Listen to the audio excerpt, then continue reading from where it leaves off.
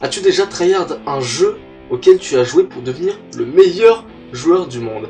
Alors, parlons-en, tiens, justement. Parce que oui, ça m'est déjà arrivé de vouloir tryhard des jeux, mais pas au point de devenir le meilleur joueur du monde. D'ailleurs, j'ai quasiment tryhard aucun jeu dans ma vie. Et le dernier que j'ai tryhard en date, là, le dernier que j'ai tryhard, ça doit être Dauntless, pendant une nuit, à savoir environ quasiment 10 heures de jeu. Peut-être pas 10 heures de jeu, je pense que ça se rapproche plus des 7-8 heures de jeu. J'ai tryhard le jeu pour comprendre le jeu, pour apprendre, mais tu vois, j'ai pas tryhard en mode je veux devenir le meilleur joueur dessus. Mais par contre, il y a des jeux quand j'étais petit que j'ai vraiment tryhard. Après, j'avais pas dans l'optique de devenir le meilleur joueur du monde sur ce jeu, sachant que c'était sûrement pas des jeux e-sport. Le plus récent que j'ai tryhard, bah comme j'ai dit, c'est Dauntless. Sinon, il y avait Fortnite l'année dernière, pendant peut-être un mois. J'ai dû tryhard pour essayer de devenir bon au jeu. Ça a marché, j'ai arrêté. Maintenant, je pue la merde à Fortnite et je sais même pas construire. Alors, tu vas faire quoi? Les seuls que j'ai vraiment tryhard, c'est quand j'étais plus jeune. Assassin's Creed 1, que j'ai full tryhard. Genre, j'ai dû le finir une vingtaine de fois. Et malgré ça, là, si je devais y rejouer, je le connaîtrais pas par cœur. Genre, moi, quand j'y jouais, c'était vraiment parce que je suivais l'histoire, je kiffais ça. Je rushais le début, je rushais la fin, genre la toute fin, le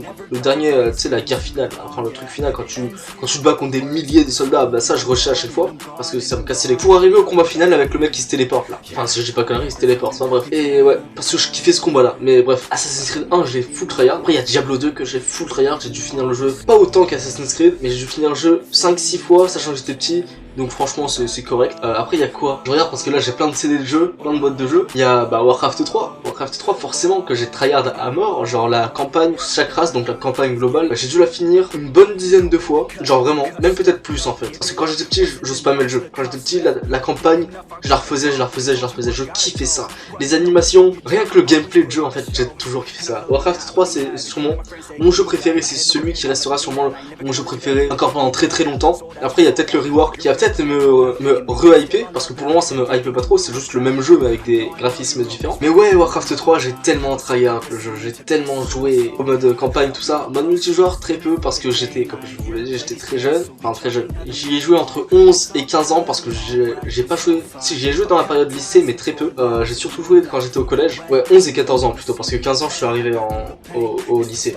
Bon après malheureusement je fais partie des personnes qui ont joué énormément à Minecraft aussi, mais ça voilà, faut pas l'oublier, parce que je passais beaucoup de temps dessus avec des potes, tout seul avec mon frère en multijoueur. Enfin, c'est dessus vraiment que j'ai commencé à découvrir le mode multijoueur en fait. C'est sur Minecraft que j'ai commencé, c'est triste, mais voilà. Dans mes souvenirs en tout cas, je pense que vraiment c'est sur Minecraft, parce que j'étais pas un gros joueur déjà de base. Faisons un résumé. J'ai tryhard Assassin's Creed, un nombre de fois incalculable. Warcraft 3, un nombre de fois incalculable. Diablo 2, pas plus de 10 fois. Après j'aimais beaucoup faire les quêtes dans le désert, faire la période dans le désert, donc généralement quand je passais cette période j'arrêtais de jouer, et je revenais peut-être quelques mois après pour refaire une partie. Il y a un jeu que j'ai tryhard, je sais pas combien de fois je l'ai fini, mais là très récemment je l'ai refini. Metro Last Light. C'est beaucoup trop bien comme jeu. Genre, je sais pas, quand j'y joue, ça me rappelle trop de souvenirs en fait. J'ai tryhard ce jeu, mais un nombre de fois. Waouh. Genre, ce jeu il est trop bien. Je le connais par cœur en fait. Genre, tu me demandes d'y jouer, je peux te le speedrun. Enfin, non, je sais pas, mais bref. Et dans toutes les difficultés. Ah oui, pour la campagne de Warcraft d'ailleurs, j'ai joué, mais que en difficile. J'aimais pas jouer dans les autres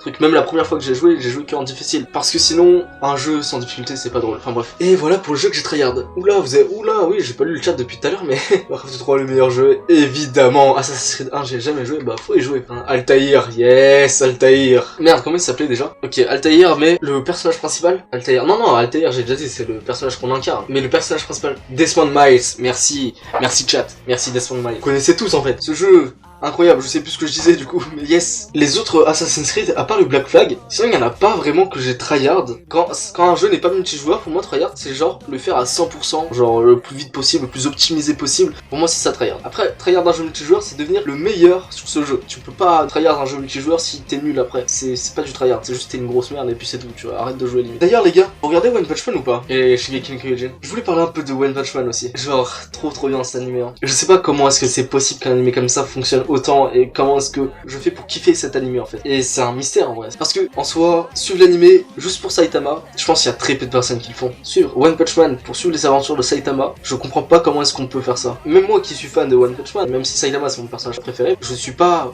One Punch Man pour lui en fait. Genre c'est juste les autres personnages. Parce que c'est eux qui font l'histoire en fait. Parce que si tu suivais que l'histoire de Saitama, bah c'est de la merde. Dès le début il y a Genos qui arrive et Genos lui il veut devenir fort. Il veut être comme son modèle Saitama. Et du coup ça donne déjà un fil directeur à l'histoire. Un autre que celui de Saitama. Parce que Saitama tu sais il va tout déglinguer. Après là plus le temps avance plus tu te dis ok donc là il y a un gros mob, hein, le géant centipède qui arrive. Ah oui d'ailleurs les gars je vais parler de l'animé saison 2. Donc si jamais vous avez pas vu la saison 1, vous pourrez la voir avant de venir regarder cette vidéo en fait. Le centipède géant, Saitama aurait pu one shot. Mais est-ce que c'est vrai? Est-ce que Saitama aurait vraiment pu one shot, tu vois? Logiquement il one shot tout le monde. Donc il aurait pu le one shot. Mais c'est pas sûr. Enfin, moi je le sais pas vu que je lis pas les scans. Et est-ce qu'on le reverra plus tard? J'en sais rien non plus. Ce qui est toujours vivant d'ailleurs le centipède, ça se trouve j'ai loupé un épisode ou un moment où il se fait buter, mais bref. Il s'appelle comme ça Garou.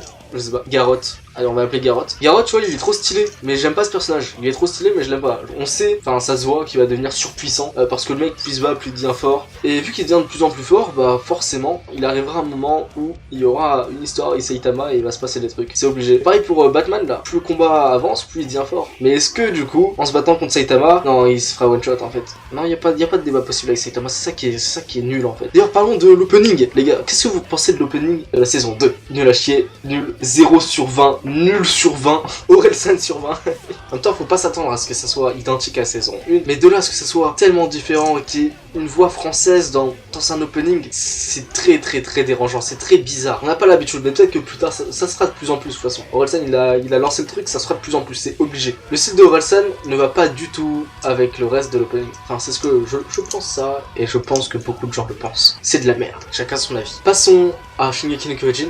On a assez de parler de One Punch Man, on a parlé de ce que je voulais parler. Qui déjà regardé l'animé là, le dernier épisode. Les autres, vous pouvez aussi partir et aller le voir. Pareil pour vous sur YouTube, vous pouvez partir et aller le voir. Tous ceux qui sont là, je considère que vous l'avez vu. Qui a regardé la preview? Vous êtes tellement nombreux à regarder la preview. Mais il n'y a pas eu un seul nom là. Il n'y a pas eu un seul nom. Ah ouais, je dois être le seul bolos qui fait pas ça en fait. Donc lui, Armin est devenu le titan colossal. C'est assez ironique, sachant qu'il s'est fait buter par le titan colossal. Prochain épisode, ils vont aller au sous-sol. Du coup, on va savoir l'origine potentiellement des titans. Parce que apparemment c'est la faute du père de Eren s'il y a les titans. Alors pourquoi est-ce que je dis apparemment c'est la faute du père de Eren? Parce que le titan bestial a dit, il nous a lancé une malédiction ou je sais pas quoi là, je sais plus vraiment ce qu'il a dit, mais il a dit un truc en mode bah c'est de sa faute, c'est de la faute de ton père si on est des titans. Voilà, il y a potentiellement un truc comme quoi son père est le créateur du fameux sérum. Le fait que Armin soit vivant et que le caporal aussi, c'était obligé, c'était juste obligé, c'était pas possible autrement. Ça j'avais totalement zappé le truc de la seringue. Est-ce qu'on l'a vu dans l'animé? Je suppose que oui. À partir du moment où Levi, il avait le choix à faire entre Armin et le caporal, c'était obligé, mais c'était sûr à 10 millions de pourcents qu'il allait choisir Armin.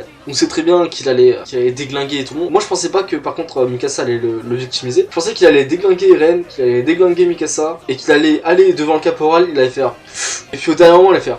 Et il allait planter sur Armin. C'est ce qui s'est passé en soi, même s'il a pas déglingué Mikasa. Il a fait sur Armin qui a du coup bouffé Bertolt, je sais pas comment on dit son nom, mais bref, le titan colossal. Il est donc devenu le titan colossal, mais en vrai, on est tous d'accord que ça aurait été mieux que ce soit le caporal qui se fasse revive en fait. Parce que imagine Armin en tant que titan colossal, ça sert à rien en fait, genre Armin c'est juste la pire des victimes, genre. Certes il a les meilleurs plans, à part ça c'est la pire des victimes, bon après il s'est conduit de manière héroïque en mode suicide contre le titan colossal certes, mais ouais j'aurais bien aimé voir le caporal avoir le titan colossal et se transformer, parce que déjà qu'il était hyper charismatique, et badass, ça aurait été encore plus stylé s'il avait le titan colossal en lui. Et du coup bah c'est tout, j'avais pas grand chose à dire sur Shingeki no Kyojin en vrai. Shingeki no Kyojin, c'est bon, arrêtez de critiquer ma prononciation. Merci d'avoir regardé la vidéo, pour ceux qui sont sur YouTube, le petit commentaire, le petit pouce bleu, abonnez-vous si c'est pas déjà fait, et puis bah moi je vais continuer le live, et je vous dis à la prochaine sur YouTube. Pour une fois que je peux live sur Twitch, alors je vais en profiter, hein, la connexion me permet de le faire, donc c'est parfait. Allez, à la prochaine.